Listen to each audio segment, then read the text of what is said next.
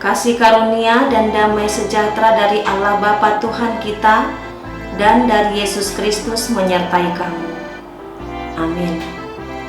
Shalom Bapak Ibu yang dikasihi Tuhan Yesus Kristus. Firman Tuhan yang akan memberangkatkan kita pada hari ini tertulis dalam Yohanes 6 ayat 46 dikatakan, hal itu tidak berarti bahwa ada orang yang telah melihat Bapa. Hanya Dia yang datang dari Allah, Dialah yang telah melihat Bapa. Saudara-saudara yang dikasihi Tuhan Yesus, kiranya hari ini sahabat penuh dengan sukacita dan dalam keadaan sehat. Nas hari ini adalah bagian dari diskusi antara Tuhan Yesus dengan orang Yahudi di Kapernaum, kampung halamannya.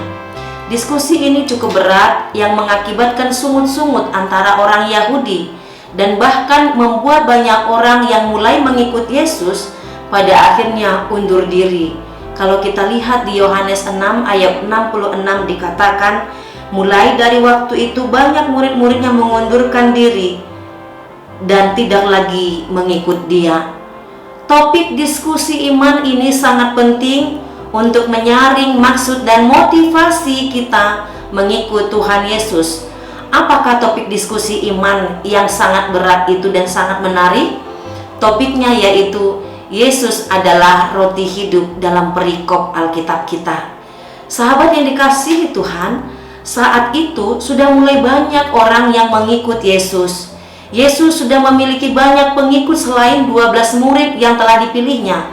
Banyak orang mengikut Yesus karena Tuhan Yesus mampu melakukan banyak tanda mukjizat. Pengajarannya sungguh berwibawa dan Tuhan Yesus mampu memberi makan 5.000 orang. Tetapi sejak Yesus mengatakan bahwa dirinya adalah roti hidup, banyak orang undur diri. Mengapa? Karena motivasi mereka mengikut Yesus adalah urusan kepentingan duniawi. Mereka mengikut Yesus dimotivasi oleh keinginan. Ada 3 hal. Yang pertama, mau memuaskan mata mereka menyaksikan mukjizat-mukjizat Tuhan Yesus. Yang kedua, mau makan gratis, sekaligus mau membuktikan apakah Yesus mampu memberi makan lebih banyak orang lagi. Dan yang ketiga, ada beberapa orang memiliki harapan politis akan perubahan besar-besaran yang akan terjadi di seluruh daratan tanah Israel. Dengan tergulingnya Herodes dan terusirnya Romawi dari tanah mereka, dan pahlawan itu berasal dari kampung kita ini, yaitu Yesus. Itu yang mereka harapkan. Tetapi apa yang terjadi? Ketika Yesus menjelaskan bahwa Dia adalah roti hidup, banyak orang menjadi bersungut-sungut dan menentang pernyataan Tuhan Yesus.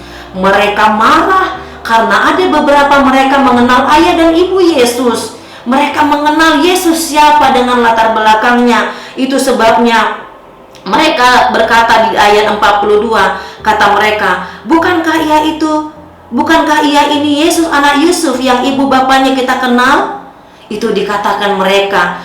Mereka marah karena ada beberapa mereka yang mengenal dan mengetahui latar belakang Tuhan Yesus. Mereka mulai mempertentangkan pengajaran Yesus. Mereka tidak sanggup menerima pengajaran Tuhan Yesus ini karena Tuhan Yesus sedang berbicara mengenai kehidupan rohani, yaitu hidup di dalam Tuhan, atau dalam bahasa Paulus dikatakan hidup dalam roh. Sahabat yang dikasihi Tuhan, nas hari ini mengatakan bahwa Yesus itulah Allah.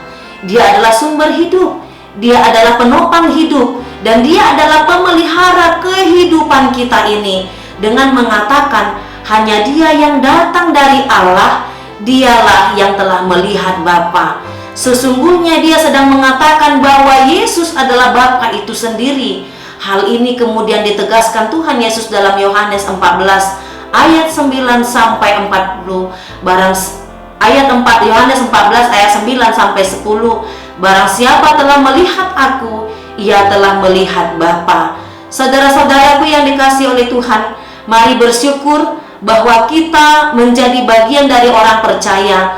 Tetapi mari ingat, jangan jadi orang yang percaya sebagian, tetapi Mari menjadi bagian dari orang percaya. Percayalah Yesus adalah Allah yang hidup.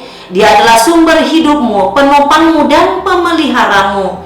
Mari perbaiki motivasi kita dalam mengikut Yesus.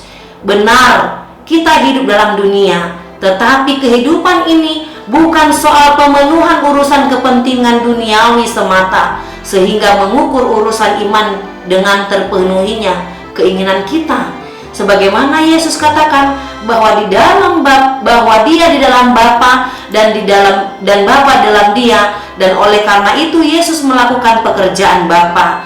Demikian juga orang percaya, kita umat yang dikasihinya, dengan hidup dalam Kristus berarti kita juga mau melakukan pekerjaan-pekerjaan Kristus.